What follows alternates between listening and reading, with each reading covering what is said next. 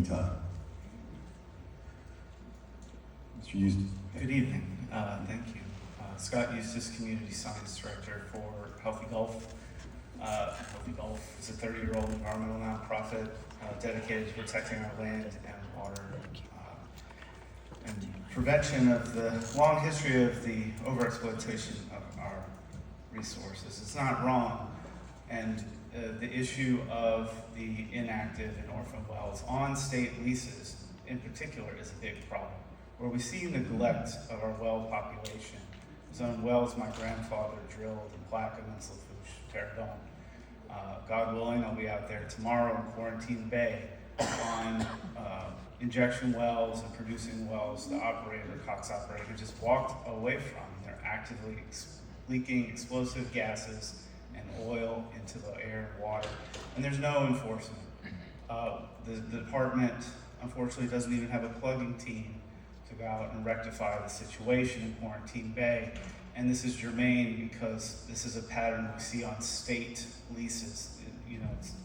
I don't know if it's better on the private leases, but on the state leases and state water bottoms, we see this chronic neglect from wells that are drilled 40 years ago. So I do have to channel my granddad a little bit and say, moving forward with drilling in Lake Maurepas, we expect neglect. We will need oil workers forever to care for our groundwater. What we don't need are these oil companies that cut and run. And here Air Products has cut and run and said they're not even going to operate the pipeline in the well. Why is this application even moving forward?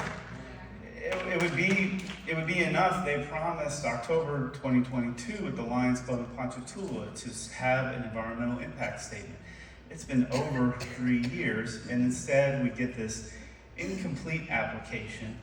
And we'll submit written comments, but the alternatives need to consider not even having coastal zone impacts or wetland impacts, and even using the existing network with no wetland impacts. We've seen that with other ammonia plant proposals. The CF and Denbury have changed their pipelines to use existing networks. We've seen the H2 and CO2 pipelines move closer to the Sorrento Primary School than the applications 2 years ago. That's crazy. The H2 pipeline is within the housing and urban development exclusion distances. That's a fire pipeline rather than an asphyxiant pipeline, but that one is also too close. It needs to be moved back to the west, away from the highway, away from the school.